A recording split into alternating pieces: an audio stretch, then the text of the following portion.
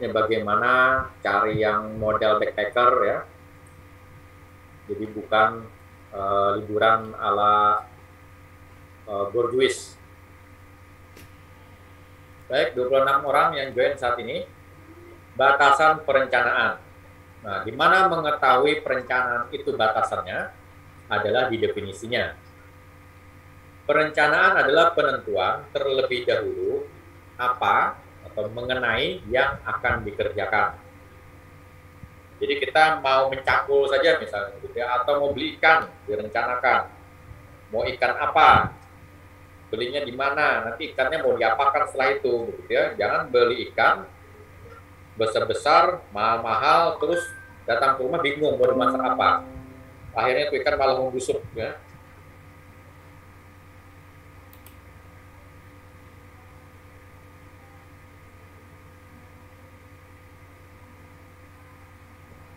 Nah, jadi beli ikan saja harus jelas tuh mau diapakan ikannya, belinya di mana, kemudian apakah yang hidup atau yang sudah mati, begitu ya.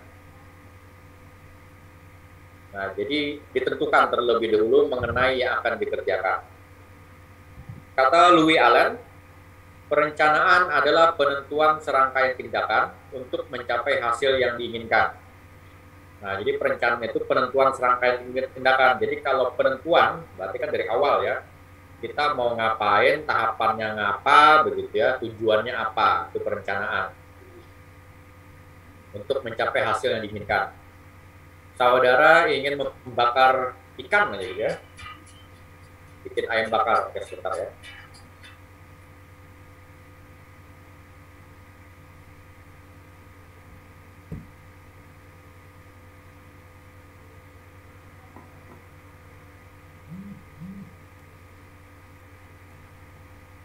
Mau apa saja tahapan kita gitu ya, harus jelas. Misalnya tadi saya contohkan, mau membuat ikan bakar, ya kan, siapkan bumbunya, kemudian arangnya misalkan kalau yang tradisional, kemudian kipasnya, kapan menipasi, kapan menaruhnya gitu ya di atas panggangan, kapan mulai membumbui, kapan mulai menyajikan, itu kan namanya serangkaian tindakan ya.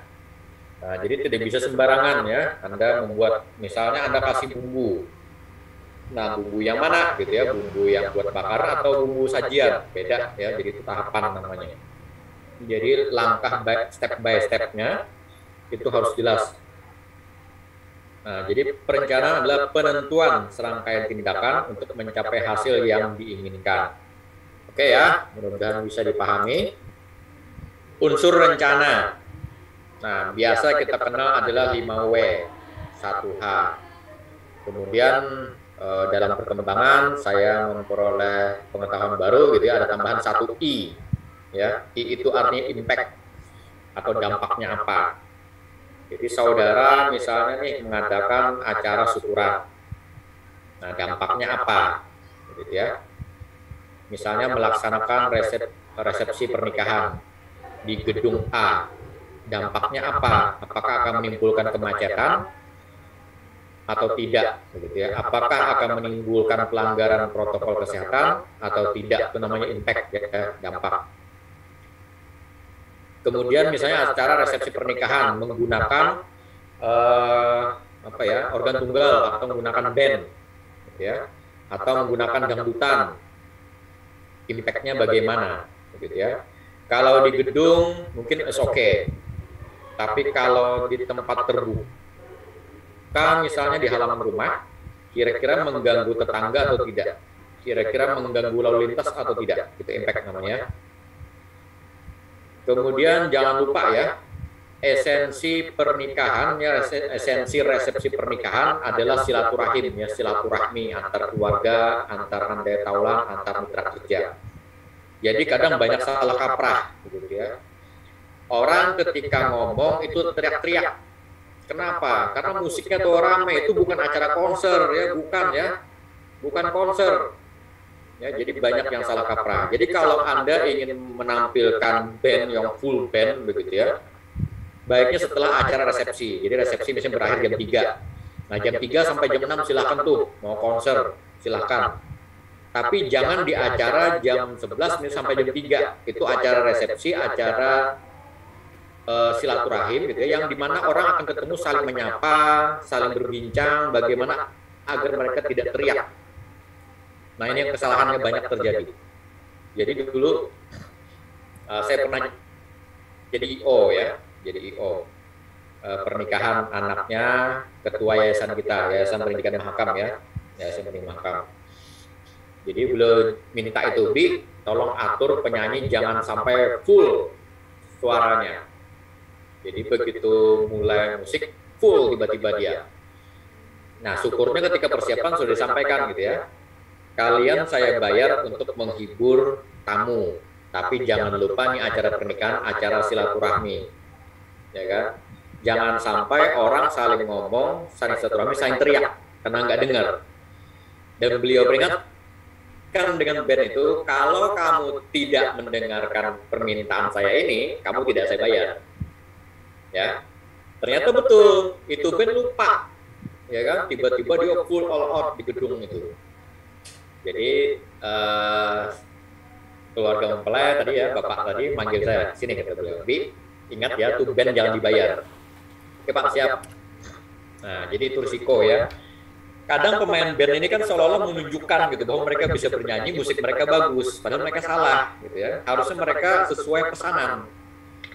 Dan acara itu bukan konser ya, bukan konser, sekali lagi bukan konser. Jadi kalau Anda punya band gitu ya, diminta untuk acara kawinan, ingat ya, itu bukan konser. Kalau konser Anda full-fullan speakernya all out gitu ya, sampai orang nggak bisa dengar lagi, cuma dengar musik Anda dan suara Anda.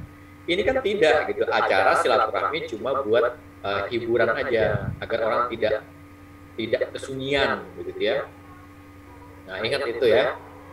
Nah, jadi jangan konser. Kalau mau konser nanti setelah acara selesai. Nah, acara undangan jam 3 selesai. Nah, jam 3.01 silakan tuh sampai besok hari gak full semalaman, silakan gitu ya. Jangan sampai tamu itu teriak-teriak. Makanya saya kalau diundang biasa ya, begitu saya datang ke undangan, musiknya full-fullan, saya memang nggak datang ngapain gitu ya. Kalau datang saya masuk ke dalam makan, saya nggak ngobrol, pulang langsung. Gitu ya, ngapain teriak-teriak ya kan? Kata teman, apa kabar? Kabar baik. Ngapain ngomong gitu kan? Jangan lupa ya, esensi itu adalah silaturahmi, acara pernikahan itu ya. Jadi ingat, jangan full-fullan, ingat itu ya. Nah, kadang banyak yang salah kaprah, tetangga aja sampai murka gitu ya.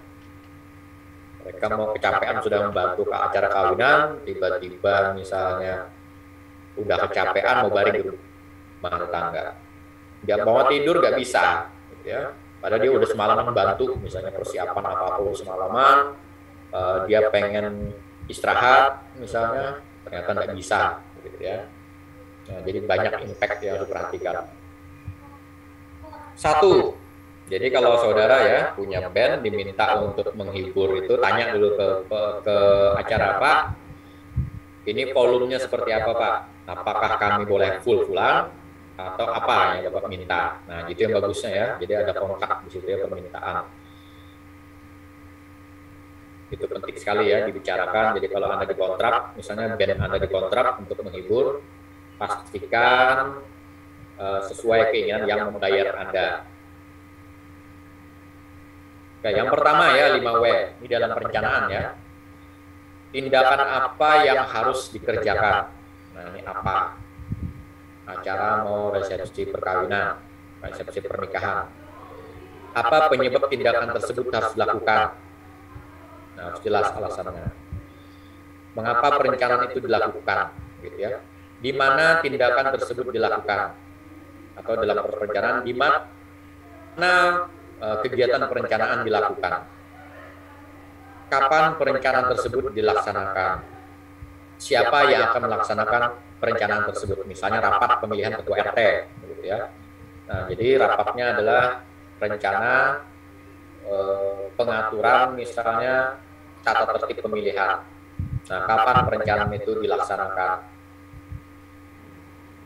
Siapa yang akan melaksanakan tindakan tersebut? Nah, berarti ada pembentukan panitia yang bagus ya, jadi ada pertanggungjawaban. Jangan sampai nanti seikhlasnya saja tanpa ada panitia. begitu pemilihan ketua RT dari jam 8 pagi, ternyata misalnya warga banyak datang, warganya lebih 1.000 misalkan begitu ya dalam sebuah RT, karena sudah setengah hari kecapean petugasnya, karena tidak ada panitia dia pulang. Akhirnya pemilihan kacau, ya kan? Karena tidak ada. Ditanya kenapa pulang? Aduh saya capek sudah membantu, saya pulang aja. Nggak ada yang melanjutkan begitu karena tidak ada kepanitiaan, tidak ada yang dimintai bertanggung jawab. Nah, sama acara resepsi pernikahan gitu ya, bagusnya ada kepanitiaan disusun. Jadi tanggung jawab masing-masing, jangan sampai ada yang lari ya. Jadi biasanya tuh udah setengah jalan, misalnya acara jam 11 mulai sampai jam 3, tiba-tiba jam 2 udah kecapean. Beberapa orang petugas kebersihan misalnya ngangkut piring dan sebagainya gitu ya. Satu persatu hilang, jam 2 sudah kosong, nggak ada lagi, piring menumpuk, nggak ada yang nyuci, misalkan gelas menumpuk, nggak ada yang cuci, makanan habis, bingung kemana ngambilnya karena tidak pakai catering gitu ya. Nah jadi banyak hal saudara ya ini diperlukan, sehingga diperlukan perencanaan dalam sebuah kegiatan. Bagaimana cara melaksanakan tindakan tersebut? Bagaimana cara rapatnya dilaksanakan? Bagaimana cara perencanaannya dilakukan? Kemudian impact-nya seperti apa? Apa yang kemungkinan muncul? Kita tanpa panitia, saudara-saudara, nah, diperhitungkan tadi. Kalau tanpa panitia gimana? Siapa yang bertanggung jawab? Ya. Bagaimana kalau ada yang kecapean, ada yang pulang duluan, belum acara selesai dia udah pulang, gitu, karena tidak ada penanggung jawab. Nah ini pentingnya perencanaan. Berikutnya, fungsi perencanaan. Kenapa sih perlu perencanaan? Dalam rangka meramalkan apa yang akan terjadi kalau dilaksanakan ini. Tadi misalnya, mau pakai panggung terbuka, misalnya acara resepsi. Bagaimana kalau hujan? Nah itu maksud meramalkan ya. Bagaimana kalau rusuh? Kenapa rusuh? Banyak ya kasus kan di televisi ya, di berbagai di TikTok juga ada, pokoknya macam-macam media kita lihat. Ada yang tiba-tiba begitu ya, penyanyi dangdutan menarik seorang laki-laki untuk berjoget, ya kan? Kemudian si laki-laki tersebut menyawer uang, gitu ya. Kemudian asik menyawer, istrinya naik panggung ditarik sama istrinya, terjadilah badai bencana. Nah itu bagaimana kalau itu terjadi gitu ya. Jadi hati-hati juga. Jadi kalau ada pakai artis dangdutan, pakai acara menarik orang joget ke panggung, hati-hati ya. Atau misalnya ada yang belum menikah tapi cowok itu punya pacar, diajak menari oleh penyanyi dangdutnya.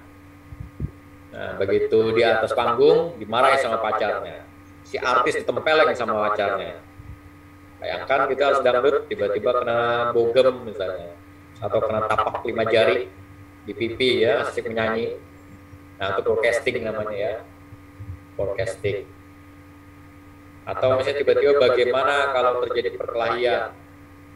Nah itu penting ya. Penetapan maksud dan tujuan, establishing objectives ya. Penetapan maksud dan tujuan, itulah perencanaan. Kita mau mengadakan kegiatan, apa sih tujuannya, maksudnya ngapain sih? Kalau nggak ada tujuannya mending tidur, ya kan?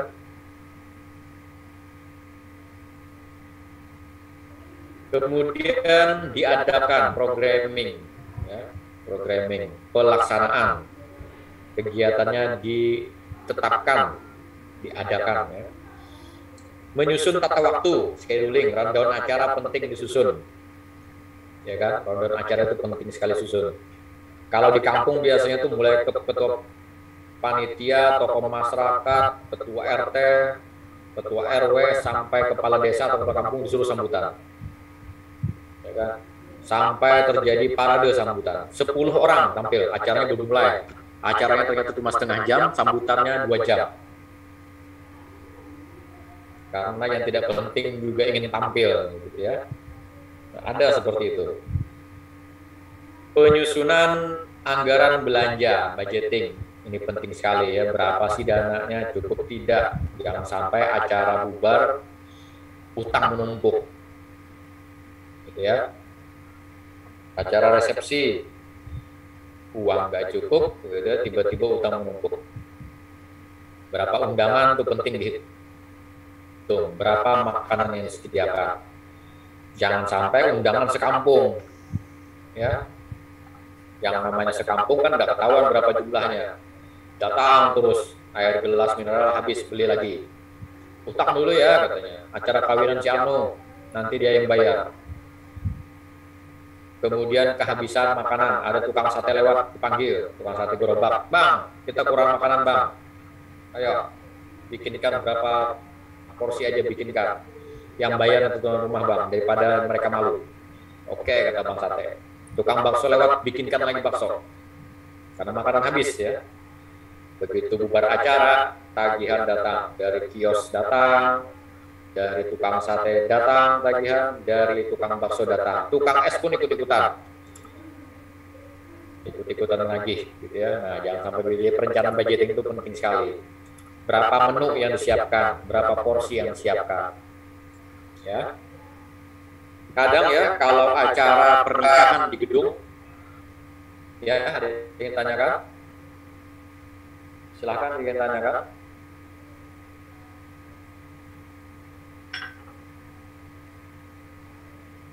Silakan. Tidak ada? Oke. Kadang ya, kalau acara resepsi pernikahan di gedung, itu yang nakal itu adalah antar catering, itu yang nakal. Antar catering bisa nakal.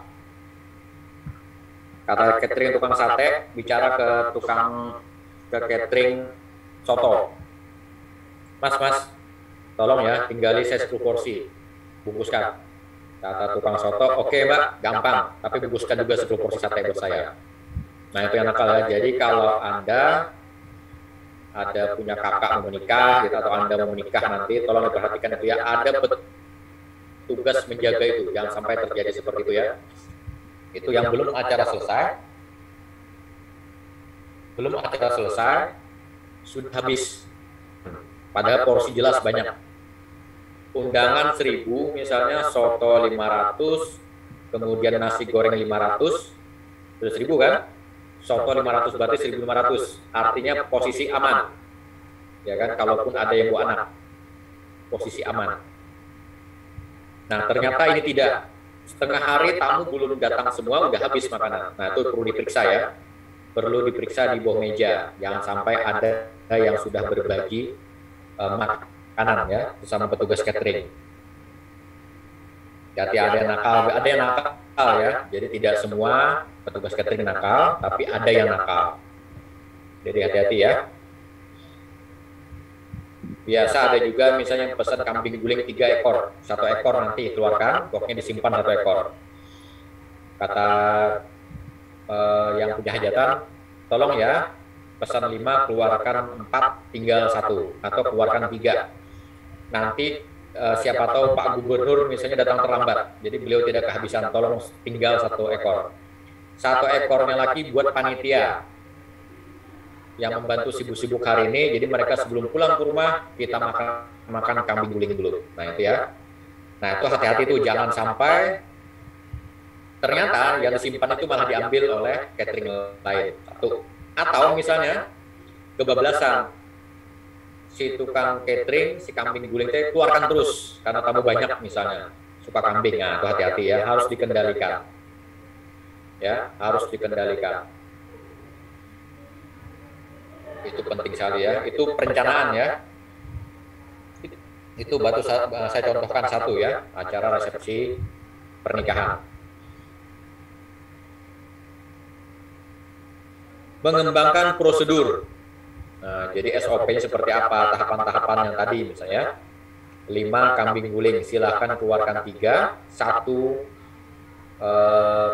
safety untuk kalau gubernur datang. Nah, kalau gubernur misalnya datang lebih awal, berarti kan aman ya, bisa dikeluarkan 4 ekor. 1 ekornya tadi untuk para panitia dan seluruh misalnya yang terlibat di sana, termasuk tukang catering lain juga gitu ya. Pokoknya selesai acara selamatan, misalnya syukuran, kambing guling disiapkan 1. Nah, bisa begitu ya. Jadi itu prosedurnya, begitu ya. Kemudian misalnya es krim gitu, atau kue jangan dikeluarkan seluruhnya, dikeluarkan bertahap gitu ya, dikeluarkan bertahap, jadi tidak langsung habis. Misalnya pesan 5 macam ya, nah keluarkan satu-satu aja, jangan kelimanya ya. Nanti datang si A misalnya suka kue, si A ini semua kue dimakannya, nah nanti yang lain nggak kebagian gitu ya. Prosedur berikutnya misalnya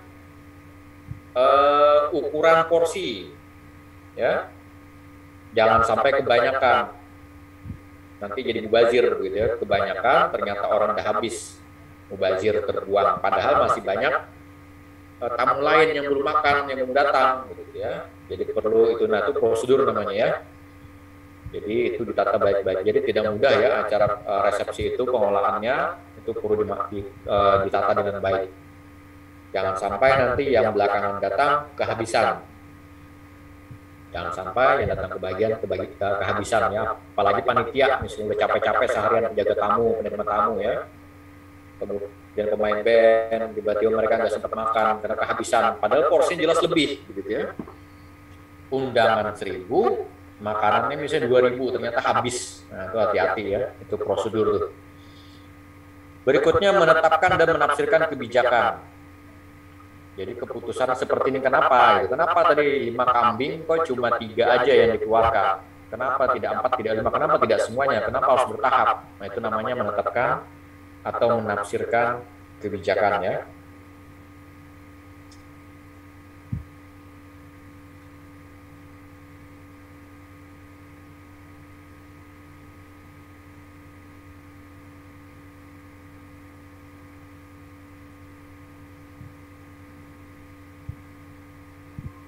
Silakan jika yang tanyakan.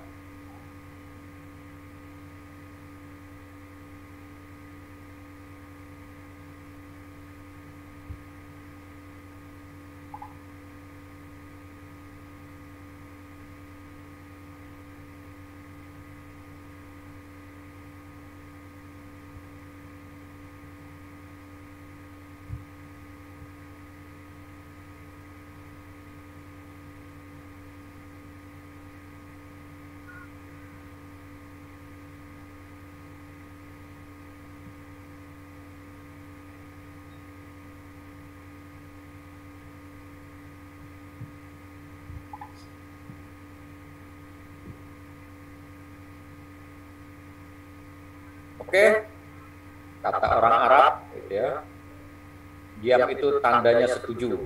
Nah, berarti tandanya paham ya. Kita lanjutkan. Sifat suatu rencana. Penggunaan kata dan kalimat sederhana. Jadi perencanaan itu jangan ribet-ribet ya, jangan menggunakan kata-kata yang aneh, nanti orang nggak paham. Kemudian tidak kaku, jadi tetap tersusun rapi, sistematis, tapi bersifat tentatif, begitu ya. Jadi suatu hari saya pernah gagal melaksanakan seminar ya di Hotel Midtown Samarinda. Saya pernah gagal. Itu terakhir kali saya melaksanakan seminar.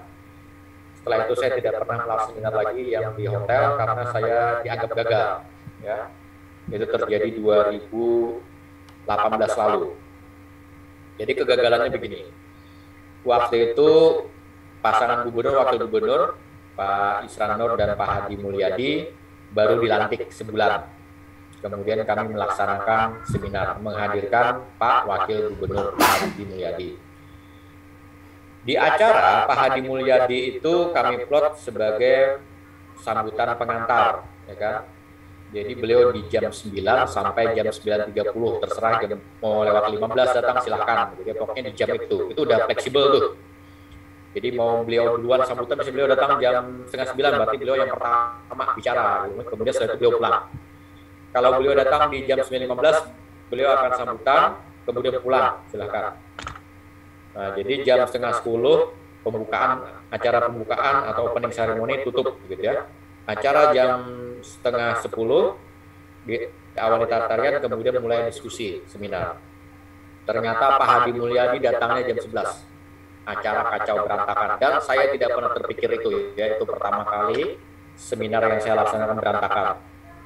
Jadi kami tidak berani Pak Rektor gitu ya membuka acara sampai Pak Hadi datang. Jadi orang akhirnya cuma nunggu tuh mulai jam 8:30 acara registrasi, sampai jam 11 acara nggak dimulai, orang cuma duduk di hotel, diam gitu ya.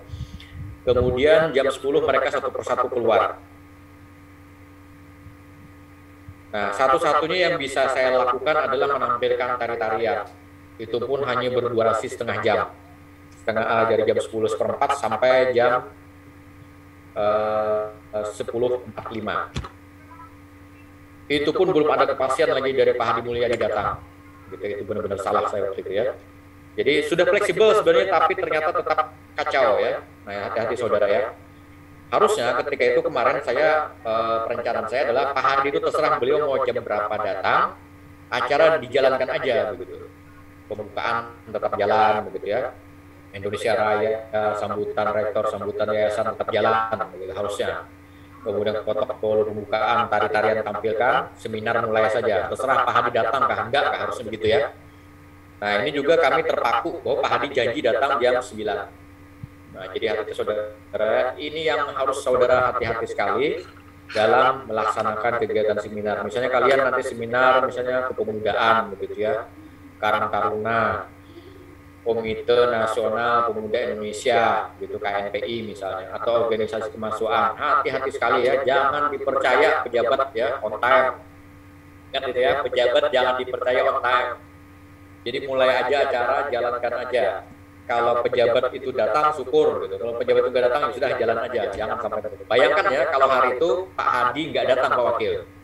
Mungkin sampai jam 1 acara kami belum mulai-mulai gitu ya.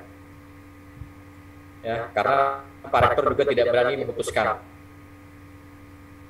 Nah, jadi itu juga kesalahan saya waktu itu. Jadi setelah itu saya tidak dipercaya lagi oleh kampus membuat acara seminar. Jadi hati-hati saudara ya. Jadi harus fleksibel, tidak kaku. Jadi pernah bapak saya juga mengadakan selamatan gedung baru sekolah, karena waktu beliau adalah kepala sekolah. Nah, cuma beliau karena pengalaman ya banyak ya, jadi saya kalah pengalaman dengan beliau. Jadi beliau mengundang bupati, sama gitu. Acara mulai jam 8 sampai jam 1 selesai. Habis itu sampai jam 12 selesai, makan-makan, sholat gitu ya. Nah, syukurnya beliau dengan pengalaman beliau itu acara jalan terus. Padahal Pak Bupati itu harusnya memberikan sambutan pembukaan. Ternyata Pak Bupati datang setengah 1. Orang sudah makan-makan, syukur kata beliau. Saya tidak menunggu Bupati. Ya, syukur kata beliau saya tidak menunggu Bupati. Jadi pengalaman juga ya saudara ya. Bupati datangnya setengah 1, cuma makan doang. Gitu ya, tamu udah pulang. Jadi jam 12 selesai acara gitu ya, tamu dikasih makan, setengah jam, seperempat jam ada yang sudah makan, kalau pulang selesai makan pulang duluan gitu ya, sampai setengah 1 udah pulang. Datang Bupati jam setengah 1.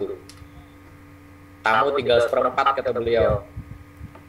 Dan kami udah selesai makan-makan gitu. Ya sudah, dikasih aja begitu. Beliau makan dengan rombongan lagi gitu ya. Coba bayangkan ya, harusnya seorang Humas Bupati menjelaskan gitu ya, Pak Bupati mungkin terlambat Pak. Jadi silakan acara dimulai. Saya sebagai protokol tidak bisa memastikan Bapak datang jam berapa terlambatnya. Gitu ya. Jadi itulah ya susahnya pejabat publik ya untuk dimintai komitmen jadwal. Nah, jadi saudara-saudara ya, jadi kalau menghadirkan pejabat itu diperhitungkan baik-baik siapa yang diundang. Pokoknya mulai aja gitu ya, sesuai jadwal. Karena takutnya nggak datang ya. Mempunyai stabilitas. Nah, jadi kegagalan saya tadi begitu akhirnya tidak menimbulkan stabilitas ya, karena orang ada yang bertanya, ada yang gelisah, ada yang pulang. Padahal acaranya penting gitu ya. Ada di dalam perimbangan. Jadi kestabilan begitu ya. Perimbangan itu maksudnya kayak tadi ya, jadwal itu ya. Jadi tidak ada waktu lowong orang menunggu ya. Meliputi semua tindakan yang diperlukan. Nah, itu direncanakan. Apa aja sih tahapannya, apa aja sih kegiatannya, itu perlu direncanakan dengan baik. Kalau misalnya pembaca doa, misalnya diminta Ustadz A, Nah, sekarang hati-hati itu ya, kalau bisa siapkan dari panitia yang juga bisa baca doa. Jangan sampai pagi itu beliau tiba-tiba sakit perut, nggak bisa datang, diare misalnya, nggak bisa datang. Apakah menunggu beliau yang nggak pernah datang? Tidak kan? Jadi tindakan antisipasi harus dilakukan. Baik, saudara sekalian, ini slide yang keempat, ya, kelima ya. Oke, selanjutnya akan kita lanjutkan. Waktu kurang dari 1 menit, nanti join lagi ya. Nanti join lagi kira-kira 5 menit dari sekarang. Oke, silakan yang mau ke toilet atau yang mau siapkan kopi ya. Berikutnya proses penyusunan rencana. Proses penyusunan rencana. Yang pertama, melakukan penetapan tugas dan tujuan. Tujuannya mau apa, tugasnya apa aja dalam rangka itu. Misalnya mau rekreasi, mau ke Malaysia, misalnya saudara satu kelas begitu selesai semesteran, mau melancong ke Singapura, ke Malaysia, misalkan.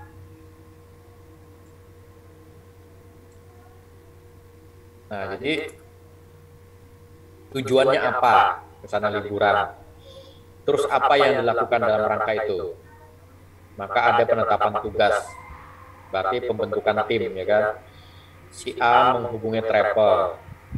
Si B tukang kumpulin uang. Si C siapkan bagaimana paspor. Si C bertugas misalnya memilih atau melobi paket apa saja yang diambil dari travel tersebut, ya, travel wisata. Kemudian kemana dulu? Mau ke Batam dulu atau mau langsung ke Malaysia baru ke Singapura baru pulang? Atau mau ke Batam dulu, Singapura baru ke Malaysia, misalkan begitu ya. Kemudian observasi dan analisa. Datang ke kantor travel tersebut, begitu ya. Selama ini bagaimana dia mengguide wisata tersebut, dianalisa. Jangan sampai travelnya travel nakal, ya kan? Nakal itu bukan berarti hanya menipu, misalnya. Bisa juga berangkat ya, ternyata misalnya harusnya di satu tempat itu 1 jam, misalnya kok cuma 10 menit, misalkan gitu ya. Alasannya mengejar apa, gitu kan? Padahal nggak bisa. Kalau misalnya di patung singa Merlion 1 jam, misalnya tidak boleh kurang, begitu. Dia harus 1 jam di patung singa itu, gitu kan. Jadi orang bisa ada yang mau ke toilet misalnya, gitu ya, nggak merasa was-was ditinggal. Kemudian ada yang mau kemana, begitu ya. Sama misalnya ketika ke Malaysia, gitu ya, di apa itu ya, di istananya, itu kan bersebelahan dengan masjid yang terkenal itu ya. Jadi dulu waktu kami ke sana ya, itu kan 1 jam, ternyata dibuatnya cuma setengah jam. Teman-teman begitu ya, ada yang pengen sholat di sana, kata mereka, mungkin ini sekali seumur hidup saya ke sini, katanya kan.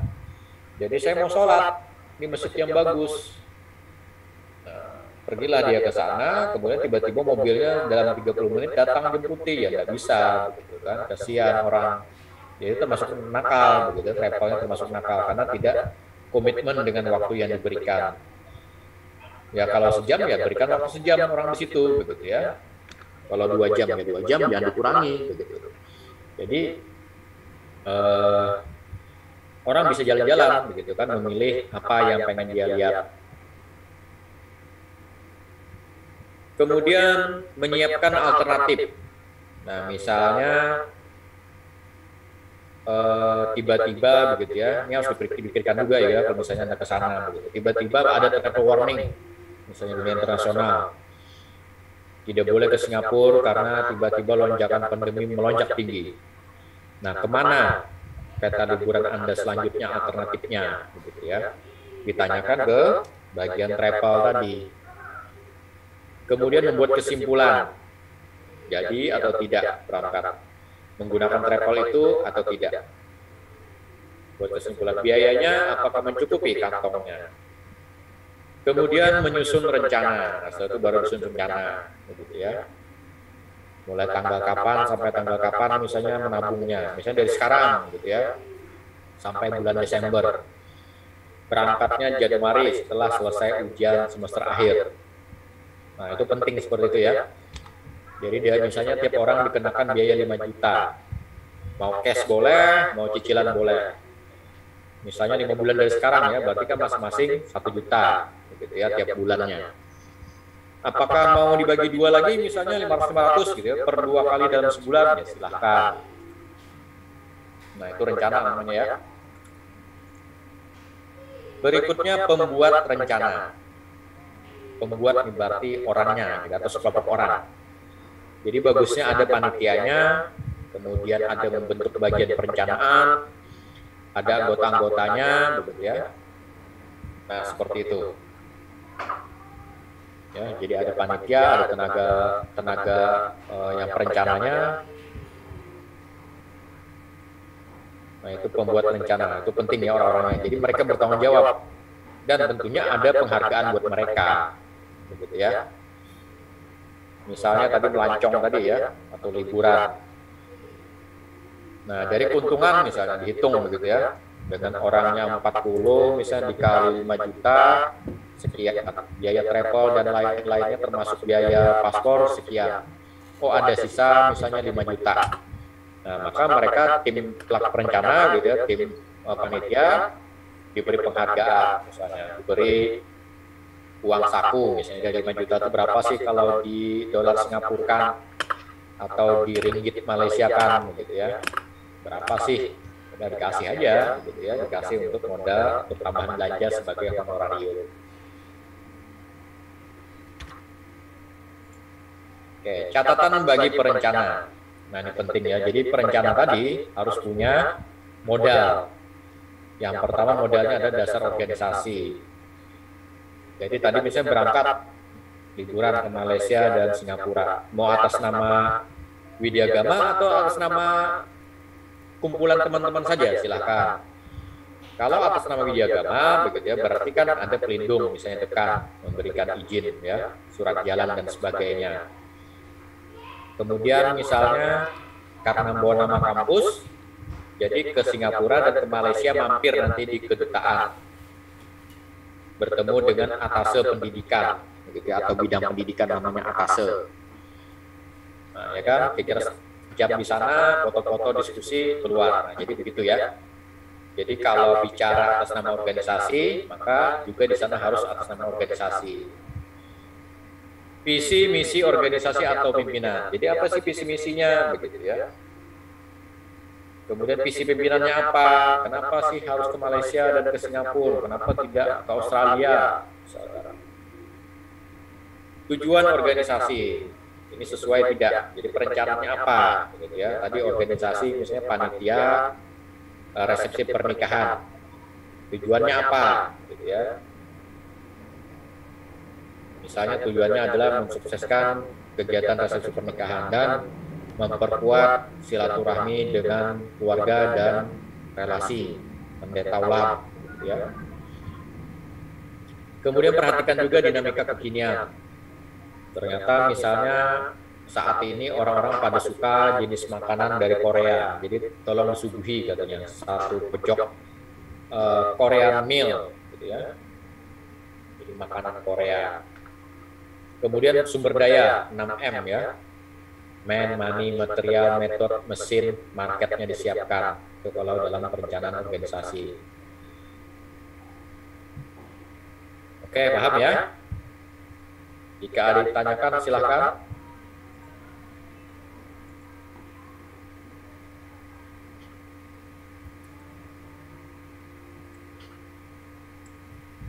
Strategi menyusun rencana bisnis pribadi. Nah, ini kalau Anda yang belajar kewirausahaan gitu ya, kemudian pengen menyusun atau membuat bisnis pribadi, konsultan pemerintahan desa misalnya, atau konsultan pemberdayaan masyarakat, boleh gitu ya. Yang pertama prioritaskan tujuannya apa, kemudian petakan keterampilannya apa, begitu ya. Misalnya pemberdayaan masyarakat, maka pelatihnya yang diperlukan adalah memiliki sertifikat sebagai pemberdaya masyarakat. Kemudian ada papan cerita jalan Anda menuju sukses, gitu ya. Papan cerita tuh peta-peta begitu ya, sampai seperti ini ya, ini tadi gitu. Ini papan cerita namanya. Jadi gambar-gambar sampai menuju keberhasilan seperti apa gitu ya. Dapatkan pembelajar online Anda secara langsung. Nah, jadi misalnya pelatihannya walaupun offline begitu ya, tatap muka langsung, kalau bisa cari pemateri yang juga dari luar kota begitu ya, yang profesional, misalnya di kementerian, karena terlalu besar biaya kalau mengundang mereka ke Kaltim, jadi cukup diminta melalui video call. Nah, sekarang kan begitu ya sistemnya ya, pelatihan-pelatihan. Jadi yang teknis itu pembicara daerah cukup, pemateri daerah, tapi untuk yang umum begitu ya, sifatnya normatif atau menyampaikan peraturannya, maka itu gunakan pembicara dari luar, cukup dengan online ya. Kemudian tentukan alat informasi Anda, apakah melalui WA, melalui YouTube dan sebagainya ya. Kemudian gambarkan itu semua dalam sebuah desain grafis ya, tahapan-tahapannya, capaian yang ingin dicapai. Nah, sebagaimana gambar kayak gini gitu ya. Jadi ini ada plan A, plan B, plan C, kemudian kemana gitu ya. Ini komputer apa aja begitu, difungsikan untuk apa saja. Kemudian ada target-target, kemudian ini adalah misalnya pembicara, ini mekanismenya, metodenya, begitu ya. Jadi semua disusun seperti ini, kemudian ditampilkan di dinding. Nah, itu yang bagus ya. Sehingga calon pengguna jasa Anda sebagai konsultan pemberdayaan masyarakat akan meyakinkan bagi orang yang memerlukan jasa Anda. Nah, begitu ya. Jadi sebenarnya wirausahawan yang baik bagi anak FISIP adalah menjadi konsultan. Jadi konsultan pemberdaya desa, misalnya pemberdaya masyarakat, menjadi konsultan pemberdaya pemuda, menjadi konsultan kebijakan publik tingkat desa, itu yang bagus ya. Jadi kalau dosen kewirausahaan mengajarkan Anda berjualan ya untuk anak FISIP itu salah ya. Salah. Karena kalau jualan misalnya pisang goreng begitu ya, es boba, es melo gitu ya. Itu udah usah mahasiswa ya kan, orang nggak sekolah juga bisa jualan itu. Ya kan? Nggak usah mahasiswa gitu. Jadi mahasiswa FISIP itu yang diwirausahakan adalah keilmuannya, keilmuan saudara sebagai mahasiswa FISIP. Tadi ya kan, membuka lembaga konsultasi publik mengenai pemberdayaan masyarakat. Membuka misalnya usaha pengetikan pelatihan komputer. Jadi bagi siswa, mahasiswa yang tidak punya komputer di rumah, bisa ke tempat usaha saudara. Ya kan? Kemudian misalnya kayak saya bisa rumah gitu ya, ada 4 kamar misalnya. Saya kan bisa sewakan begitu ya. 3 kamar misalnya saya sewakan atau 2 kamar. Jadi bagi Anda yang ingin kuliah online silakan. Jadi tertutup begitu, tidak ada yang mengganggu. Yang penting kan pasang kaca besar. Jadi kita pun di luar bisa melihat begitu aktivitas dia. Jangan sampai kamar gitu ya, tadinya didesain buat kuliah, buat sewa kuliah online, malah berbuat mesum mahasiswanya di situ ya. Nah, jangan sampai seperti itu. Jadi tadi lucu ya, di 11 kelas sebelum Anda ini ada mahasiswa tulisannya Stephen siapa gitu ya. Ternyata mahasiswi. Habis itu saya minta buka kamera, nggak mau begitu. Jadi saya katakan ini di absen saya begitu ya, misalnya ada Iwan, ada Nita, ada Ira gitu ya, ada Budi. Kenapa tiba-tiba begitu saya foto gitu kok ada nama Stephen, siapa Stephen ini? Oh ternyata Ira. Tapi dia nggak berani buka video begitu kan? Jadi perlu nggak saya anggap hadir? Ya kan? Jadi saya tanya temannya, namanya Alin tadi. Alin, coba kamu baca apa yang tertulis di kamera temanmu itu. Betul nggak Stephen? Atau mata saya yang sudah rabun? Saya katakan bukan betul Pak, tulis Stephen katanya. Nah, tapi suaranya perempuan, gitu. Dia bertanya absen. Kalau gitu gini, saya katakan kan, kalau Anda ingin saya anggap hadir, coba buka kamera. Diam, nggak berani. Nggak buka aja kamera, saya katakan. Saya ingin tahu bahwa Anda memang begitu perkuliahan, meskipun nama di kamera Anda itu bukan nama Anda, tapi nama orang lain. Nggak juga buka, gitu ya. Nah, jadi mencurigakan kan? mencurigakan begitu. Artinya kalau itu HP bapaknya, bisa Stephen tuh bapaknya gitu kan, sampaikan aja, oh ini Pak, ini bapak saya pakai HP bapak saya. Ketika diminta buka kamera ya buka, apa repotnya begitu kan. Ini tidak mau buka kamera.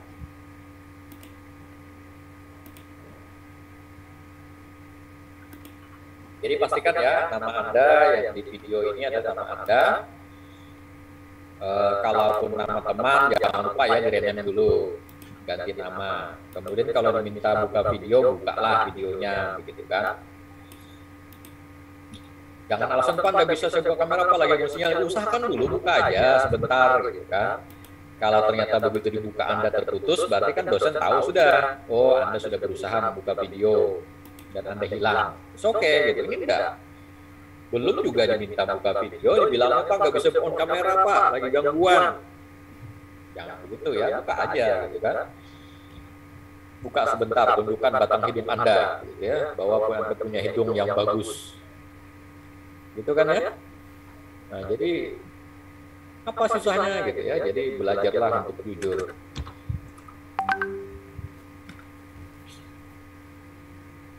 Kemudian gambarkan itu tadi ya, jadi gambarkan.